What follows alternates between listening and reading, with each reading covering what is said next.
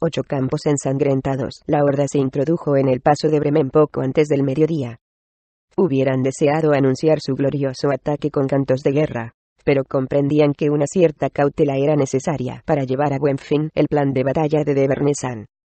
Debernesan, por su parte, suspiró aliviado al ver el familiar espectáculo de multitud de velas que salpicaban las aguas de Maerdualdon, mientras avanzaba al lado del rey Halfdane.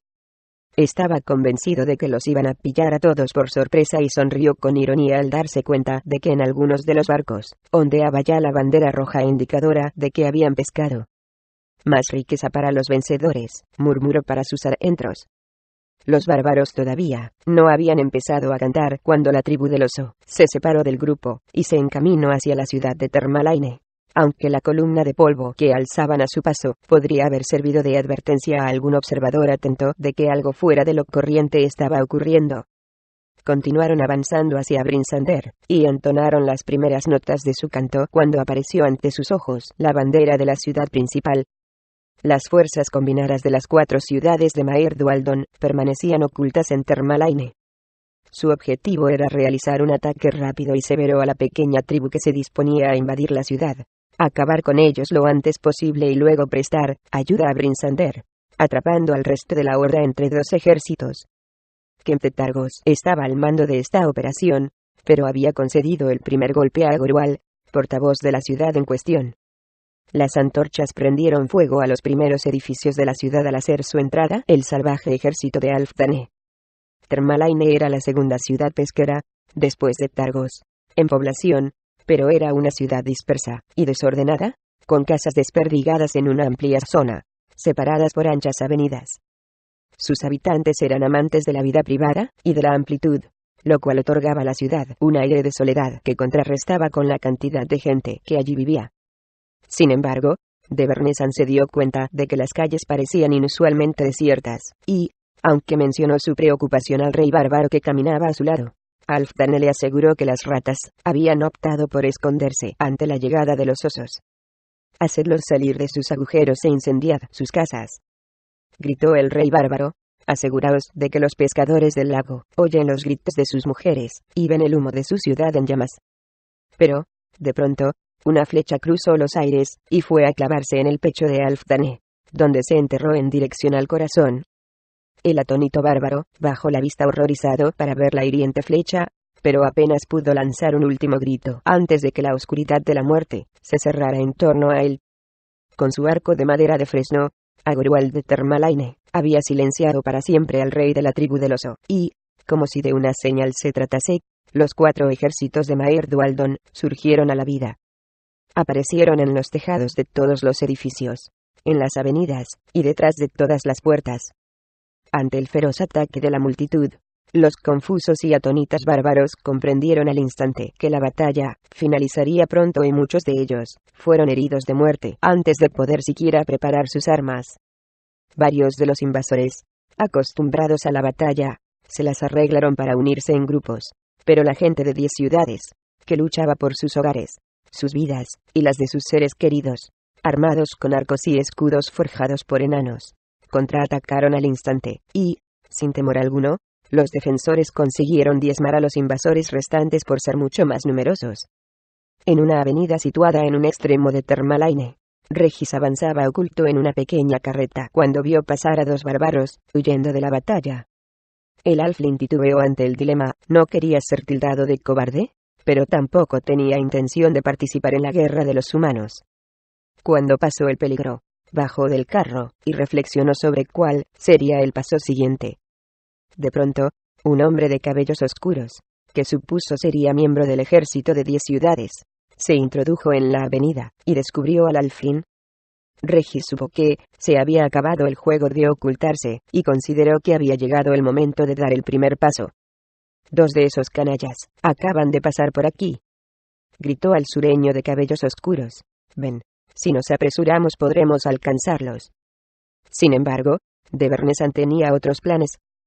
En un desesperado intento de salvar su propia vida, había decidido escabullirse por una avenida y aparecer en otra como miembro de las fuerzas de 10 ciudades, pero no tenía intención de dejar vivo ningún testigo del cambio. Echó a andar hacia Regis, con la espada a punto, Regis presintió que había algo peculiar en los gestos del hombre que se acercaba. ¿Quién eres?, preguntó, aunque, en cierto modo, sabía que no obtendría respuesta. Creía conocer de vista a todas las personas de la ciudad, y, en cambio, aquel rostro no recordaba haberlo visto nunca. Al instante, empezó a sospechar que quizá fuera aquel el traidor que Drizzt le había descrito a Bruenor. No te he visto llegar con ellos hace un rato. De Bernesan estiró el brazo para clavarle la espada en el rostro, pero Regis, diestro y siempre alerta, logró apartarse, aunque la afilada hoja le rozó la cabeza y su propio impulso lo hizo caer al suelo. Con una calma impasible y completa sangre fría, el hombre de cabellos oscuros volvió a abalanzarse hacia adelante. Regis se puso en pie de un salto y fue caminando hacia atrás, paso a paso, atento a los movimientos de su asaltante, pero entonces topó con el costado de la pequeña carreta. Vio que de Bernesan continuaba avanzando, y comprendió que no había escapatoria posible. Desesperado, Regis extrajo el rubí que llevaba colgado al cuello. Por favor, no me mates, suplicó mientras dejaba que la piedra danzara seductoramente ante él. Si me dejas con vida, te daré esto, y te mostraré dónde puedes encontrar muchos más. Se sintió esperanzado al ver el ligero gesto de vacilación de Bernesan al ver la piedra. Está muy bien tallada, y podrías conseguir una fortuna por ella. De Bernesan permanecía con la espada alzada, pero Regis fue contando los segundos que pasaban y vio que el hombre observaba la gema, sin pestañear. El alfil mantuvo quieta la mano izquierda, mientras con la derecha, oculta en la espalda, intentaba aferrar la pequeña, pero pesada masa que Bruenor le había construido personalmente. Ven, mírala más cerca, sugirió con suavidad. De Bernesan, rendido ante el hechizo de la piedra preciosa, se inclinó ligeramente para observar mejor aquel fascinante baile de luz. Sé que no es justo, se lamentó Regis en voz alta, convencido de que de Bernesan estaría demasiado abstraído para fijarse en lo que decía, al tiempo que dejaba caer, con todas sus fuerzas, la masa en la nuca del hombre. Luego, echó un vistazo al trabajo sucio que acababa de realizar, y se encogió de hombros. Había hecho lo que debía. Los sonidos de la batalla que se debatía en las calles parecieron acercarse a aquella avenida solitaria, y Regis volvió de nuevo a la realidad. Una vez más, actuó por puro instinto. Se deslizó debajo del cuerpo caído de su enemigo, y dio media vuelta como para dar la impresión de que había caído bajo el peso de aquel hombre mayor que él. Al examinar el daño que le había producido la primera acometida de Bernesan, se alegró de no haber perdido la oreja, y esperó que la herida pareciese suficientemente seria como para dar credibilidad a la imagen de una batalla a muerte. El cuerpo principal de las fuerzas bárbaras alcanzó la prolongada y baja colina que conducía a Brinsander, sin tener noticias de la derrota de sus camaradas en Termalaine. En este punto volvieron a separarse. Por un lado Eafstag, al mando de la tribu del Elk, se encaminó a la parte oriental de la colina, y Beorg, con el resto de la horda, se dirigió hacia la ciudad amurallada. Ahora volvieron a entonar su canto de batalla, confiando en que aquello pusiera todavía más nerviosos a los sorprendidos y aterrados habitantes de 10 ciudades. Sin embargo, detrás de los muros de Brinsander, se sucedía una escena muy diferente de cómo se la imaginaban los bárbaros. El ejército de la ciudad, junto con las fuerzas de Caer con y Caer Dineval, estaban dispuestos con sus arcos y flechas y marmitas de aceite hirviendo. Como detalle irónico y morboso, la tribu del Elk, que desde donde estaba, no podía ver la parte frontal del muro, estalló en aclamaciones al oír los primeros gritos de agonía, pensando que las víctimas eran los sorprendidos habitantes de 10 ciudades. Pocos segundos después, mientras Eafstag conducía a sus hombres al lado más oriental del muro, también ellos se encontraron con el desastre. Los ejércitos de Gothmead y Dogansole estaban firmemente apostados esperándolos, y los bárbaros fueron atacados antes de que ni siquiera se dieran cuenta de que los habían visto. Sin embargo, tras los primeros instantes de confusión, Eafstag consiguió recobrar el control de la situación. Sus guerreros habían presenciado muchas guerras juntos, y eran hombres acostumbrados a la lucha, y que no conocían el miedo.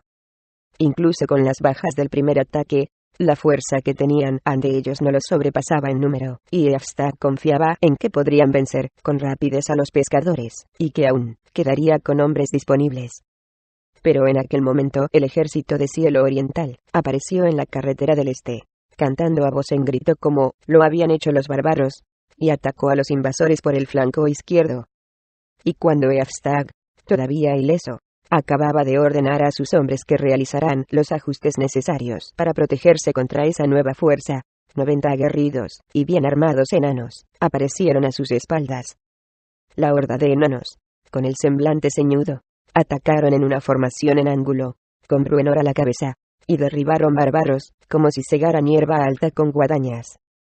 Los bárbaros luchaban con valentía y muchos pescadores murieron en la ladera oriental de Brinsander, pero la tribu del Elk era inferior en número, y era acosada por los 4 flancos, con lo que se derramó mucha más sangre bárbara que la de sus enemigos. Eafstag puso su empeño en conseguir reunir a sus hombres, pero todo asomo de formación u orden se desintegraba a su alrededor.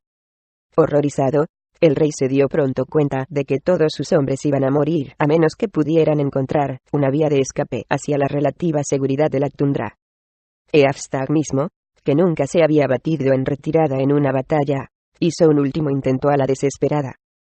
Junto con todos los guerreros que pudo reunir, se precipitó contra la horda de enanos, buscando un camino entre ellos y el ejército de Cielo Oriental, y, aunque muchos bárbaros fueron derribados por las afiladas espadas de la gente de Bruenor, varios consiguieron escapar del círculo enemigo y salir huyendo en dirección a la cumbre de Kelvin. En un principio, Eafstag logró pasar indemne, matando 2 enanos a su paso, pero de pronto el gigante se vio envuelto por una impenetrable nube de oscuridad absoluta. Con un postrer esfuerzo, consiguió atravesar la nube y volver de nuevo a la luz, para encontrarse frente a frente con un elfo oscuro.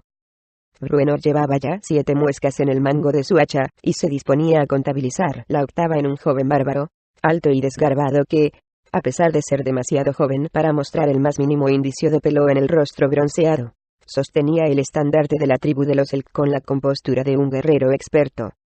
Bruenor examinó curiosidad aquel rostro impasible y tranquilo mientras se acercaba al joven, y se quedó sorprendido al notar que no había en las facciones del joven aquel fuego salvaje y ansia de sangre propia de su raza, sino que parecía más un observador de profunda comprensión.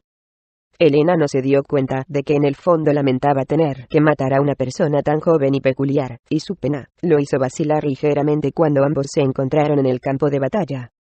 Sin embargo, valiente como dictaba su herencia, el joven no tenía miedo de nada, y la indecisión de Bruenor le había concedido la primera ventaja.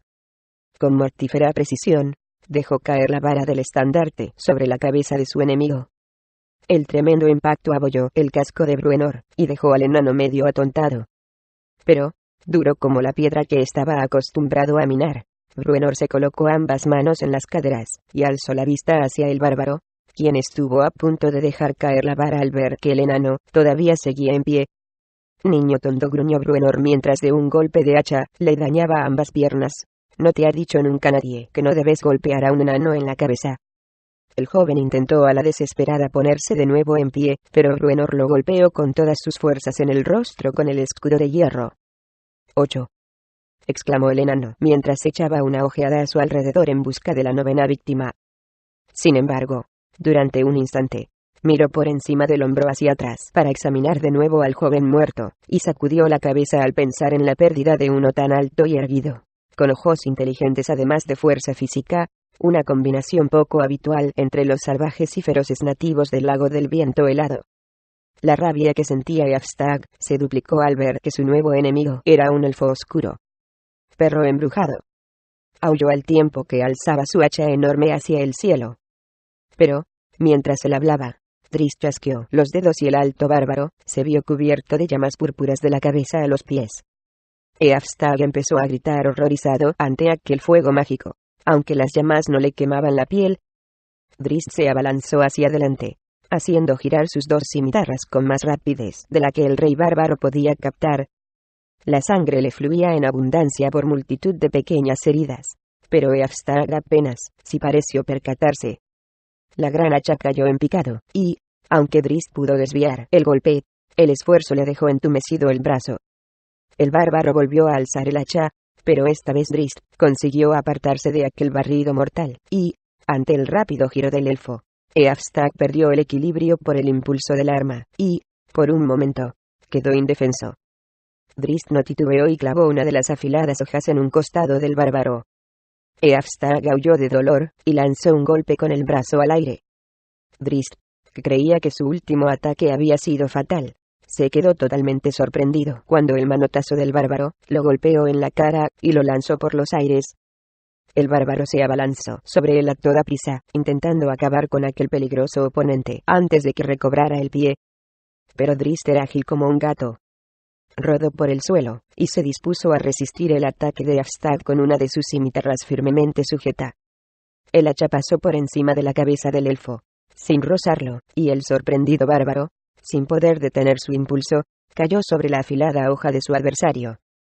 La cimitarra se le clavó en el vientre, pero todavía le quedaron fuerzas para observar al drow y empezar a balancear el hacha.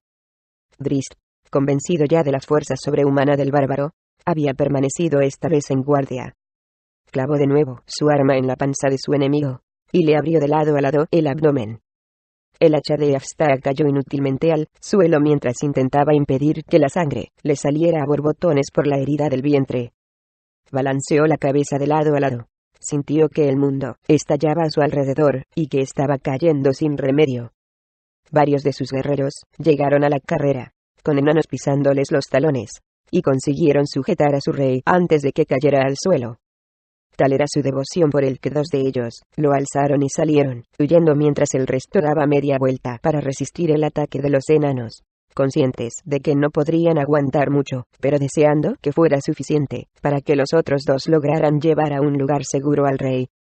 Drizzt se apartó de los bárbaros, rodando por el suelo, y, tras ponerse en pie, salió en persecución de los 2 que transportaban a Eafstag. Tenía el enfermizo presentimiento de que el terrible rey sobreviviría incluso con heridas tan graves, y quería terminar el trabajo, pero, al alzarse, sintió que el mundo también estallaba a su alrededor. Un costado de su manto estaba manchado con su propia sangre, y, de pronto, se dio cuenta de que respiraba con gran dificultad. El torrido sol del mediodía hería sus ojos noctámbulos, y estaba bañado en sudor. Se dejó caer en la oscuridad. Los 3 ejércitos que permanecían a la espera tras las murallas de Brinsander despacharon con gran rapidez la primera línea de invasores y luego hicieron batirse en retirada al resto de la horda bárbara. Impertérritos y convencidos de que el tiempo jugaría en su favor, los guerreros se reagruparon alrededor de Beorn y empezaron una cautelosa pero inflexible marcha de regreso a la ciudad. Al oír la carga que se acercaba por la ladera oriental, creyeron que Eafstag había finalizado su tarea, y que, al enterarse de la resistencia que habían encontrado en la puerta principal, venía a ayudarlos a irrumpir en la ciudad. Luego Beorn vislumbró un grupo de bárbaros que huía hacia el norte, en dirección al paso del viento helado, la franja de tierra opuesta al paso de Bremen que transcurría entre el lago Dinnesere y el lado oriental de la cumbre de Kelvin, y comprendió que su gente estaba en peligro. Sin ofrecer más explicaciones que la promesa de clavarle la espada a todo aquel que cuestionase sus órdenes, Beorn mandó a sus hombres dar media vuelta para alejarse de la ciudad, esperando reencontrarse con Alfdane y la tribu del oso, y salvar el máximo de hombres posible. Pero, antes de completar el reverso de la marcha, se encontró a Kemp y los 4 ejércitos de Maer Dualdon tras él, alborozados por la masacre de Termalaine. Por encima del muro, se veían los ejércitos de Brinsander caer con Igi caer Dineval, y por detrás de la colina apareció Bruenor, al mando del clan de los enanos, y los 3 ejércitos restantes de 10 ciudades. Beorn ordenó a sus hombres que se colocaran en círculo cerrado. Tempos nos está observando. Les gritó. Haced que se sienta orgulloso de su gente. Quedaban casi 800 bárbaros, que lucharon con empeño seguros de que su dios los premiaría. Mantuvieron la formación durante casi una hora, cantando y muriendo, antes de que se rompieran las líneas y reinara el caos. Menos de 50 lograron escapar con vida. Después de que finalizaron las últimas batallas, los fatigados guerreros de 10 ciudades se vieron en la penosa tarea de contabilizar sus bajas. Más de 500 compañeros suyos habían muerto, y otros 200 podrían morir de resultas de sus heridas, aunque la balanza se inclinaba a su favor si se consideraban los 2000 bárbaros que habían encontrado la muerte en las calles de Termalaine y las laderas de Brinsander. Aquel día se habían descubierto muchos héroes, y Bruenor, aunque estaba ansioso por volver al campo de batalla en busca de compañeros desaparecidos. Esperó durante largo rato hasta que se transportó en brazos hasta el último de ellos a Brinsander. Panza redonda, exclamó de pronto el enano. Mi nombre es Regis, respondió el halfling desde su posición aventajada, mientras se cruzaba de brazos con gesto orgulloso. Respeto, querido enano, intervino uno de los hombres que transportaba a Regis. En combate cuerpo a cuerpo, el portavoz Regis, de Bosque Solitario, mató al traidor que nos había traído la horda de bárbaros, aunque recibió serias heridas en la batalla. Bruenor se echó a reír, divertido, mientras pasaba la procesión. Apuesto a que ha contado más de un cuento. Bromeó con sus compañeros, que también reían. ¿O soy un gnomo barbudo? Kemptetargos, y uno de sus tenientes, fueron los primeros en llegar al cuerpo caído de Drizzt Do'Urden. Kemp le dio un puntapié con la bota manchada de sangre, y obtuvo un gemido semi-inconsciente como respuesta. Vive, le dijo al teniente con una sonrisa divertida. Qué lástima.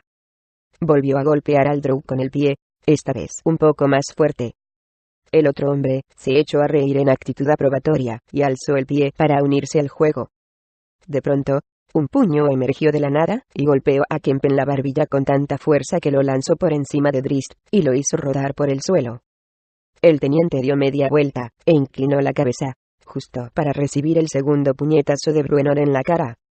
Uno también para ti, gruñó el enojado enano al oír crujir la nariz del hombre bajo sus nudillos. Cassius de Brinsander, que observaba la escena desde lo alto de la colina, lanzó un grito de ira, y echó a correr colina abajo hacia Bruenor. Deberían enseñarte diplomacia. Lo regaño. Quédate donde estás, hijo de cerda mugrienta. Fue la amenazadora respuesta de Bruenor. Le debéis al drow vuestras malditas vidas, y que vuestras casas estén aún en pie, gritó a todo aquel que quisiera escucharlo. Y lo tratáis como a un gusano. Cuida tus palabras, enano, insistió Cassius, haciendo el mango de su espada. Al instante, los enanos formaron una línea alrededor de su jefe y los hombres de Cassius se apiñaron junto a este. De pronto, otra voz terció en la discusión. Cuida las tuyas, Cassius le advirtió a Gorual, de Termalaine. Yo le habría hecho lo mismo a Kemp si tuviera la valentía del enano. Señaló al norte. El cielo está completamente despejado, gritó. Pero si no hubiera sido por el drow, ahora estaríamos rodeados del humo de la ciudad en llamas de Termalaine. El portavoz de la citada ciudad y sus hombres se colocaron junto a la línea de Bruenor, y dos de ellos alzaron con cuidado a Drizzt. No temas por tu amigo, valiente enano, aseguró a Gorual. Lo atenderemos en mi ciudad. Nunca más lo juzgaremos mal, ni yo ni ningún individuo de Termalaine, por el color de su piel o el pasado de sus semejantes. Cassius estaba fuera de sí. Llevaos a vuestros soldados de la ciudad de Brinsander. Le ordenó a Gorual, pero era una amenaza inútil, porque los hombres de Termalaine ya se batían en retirada. Satisfecho de que el drow estuviera en buenas manos, Bruenor y su clan se marcharon en busca del resto de sus compañeros. No olvidaré esto, le gritó Kemp desde lejos. Bruenor escupió al portavoz de Targos, y continuó su camino, impasible. Y así fue como la alianza entre los habitantes de 10 ciudades solo duró mientras tuvieron frente a ellos a su enemigo común. Epílogo. Los pescadores de 10 ciudades se desperdigaron por toda la colina entre sus enemigos caídos para despojarlos de todo aquello de valor que llevaran consigo, para acabar de rematar a los que todavía permanecían malheridos. Sin embargo, entre la carnicería de aquella escena sangrienta, tuvo lugar un toque de misericordia. Un hombre de Godmead dio la vuelta con el pie a un joven bárbaro inconsciente, y se disponía a rematar la faena cuando llegó Bruenor, quien, reconociendo al joven portador del estandarte que le había abollado el casco, detuvo al pescador sujetándole el brazo. No lo mates. No es más que un muchacho, y no puede ser consciente de lo que él y su gente hicieron. Va. Bufó el pescador. Qué piedad hubieran tenido estos perros con nuestros hijos. De todas formas, está medio muerto. Aún así, te pido que no lo hagas, gruñó Bruenor, sacudiendo el hacha que llevaba apoyada en el hombro. Es más, insisto. El pescador frunció el entrecejo, pero, como había sido testigo de las hazañas de Bruenor en la batalla, prefirió no provocarlos demasiado, y, con gesto de disgusto, se alejó en busca de víctimas menos protegidas. El joven se agitó en el suelo y soltó un gemido. Así que al final, has quedado con vida, dijo Bruenor. Se arrodilló a su lado, y le echó la cabeza hacia atrás para observarlo directamente a los ojos. Ahora escúchame bien. Te he salvado la vida, aunque no sé exactamente por qué, pero no creas que la gente de 10 ciudades será capaz de perdonarte. Quiero que veas la miseria que nos ha traído tu gente. Tal vez tengas un instinto asesino en la sangre, y, si así es, deja que el pescador te mate aquí y ahora. Sin embargo, creo que hay algo más en ti, y tendrás tiempo suficiente para demostrarme si tenía razón. Nos servirás a mí y a mi gente en las minas durante 5 años, y llegará el día en que puedas probar que merece la pena haberte concedido la vida y la libertad. Se dio cuenta de que el joven había vuelto a caer en una semi-inconsciencia. No te preocupes, murmuró. Ya tendrás tiempo de oírme, te lo aseguro. Se dispuso a dejar caer la cabeza sobre la hierba, pero, en vez de eso, la depositó con delicadeza. Los que fueron testigos de la amabilidad del enano con el joven bárbaro se mostraron sorprendidos, pero nadie podía adivinar las consecuencias de lo que acababan de ver.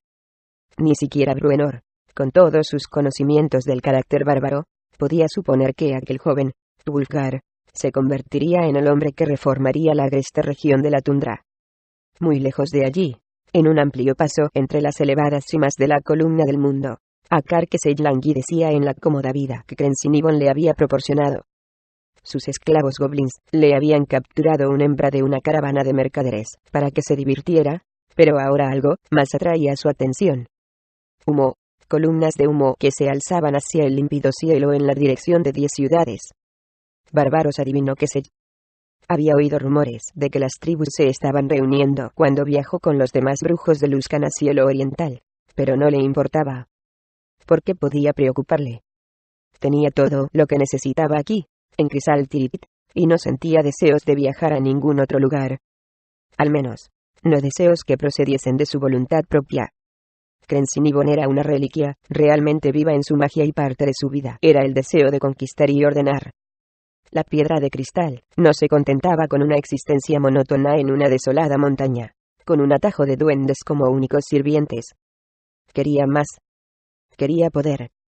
Los pensamientos de Kesey, al vislumbrar la columna de humo de 10 ciudades, habían despertado el hambre de la reliquia, así que ahora estaba utilizando todo su poder de sugestión sobre Kesey. Una súbita imagen se dibujó en las necesidades más profundas del brujo. Se vio a sí mismo sentado en el trono de Brinsander, inmensamente rico y respetado por toda su corte. Imaginó la respuesta de la torre de huéspedes del arcano, en Luskan, cuando los magos de allí, en especial el de Lukidendibar, descubrieran que Akarkesej se había convertido en rey de 10 ciudades, y en el amo de todo el Valle del Viento Helado.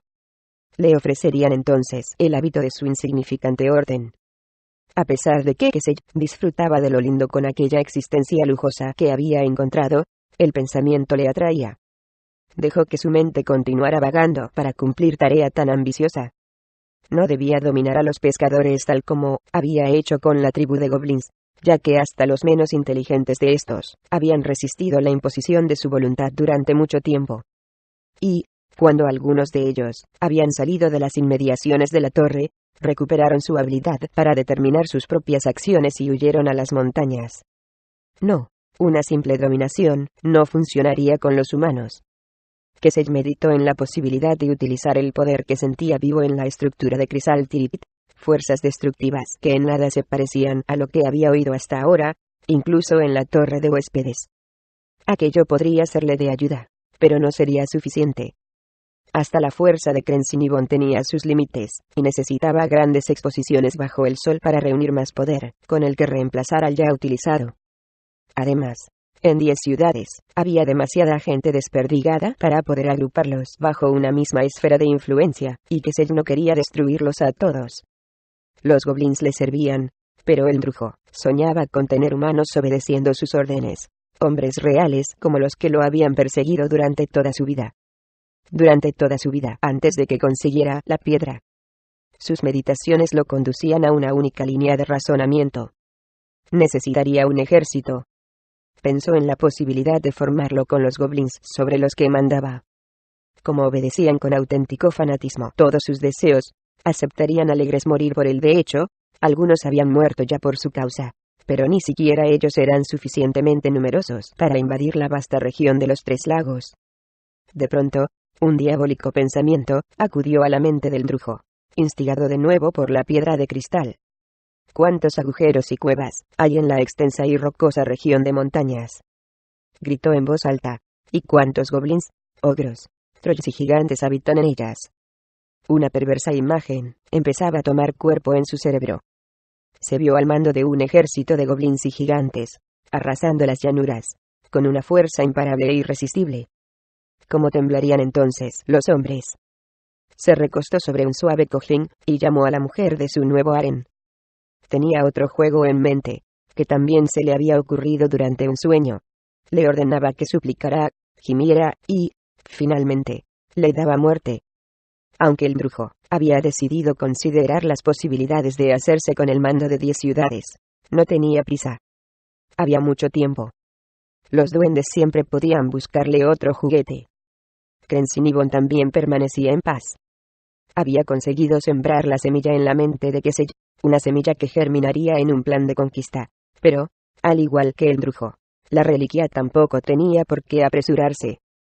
La piedra de cristal había esperado 10.000 años para volver a la vida y ver otra vez brillar la llama de esta nueva oportunidad de poder.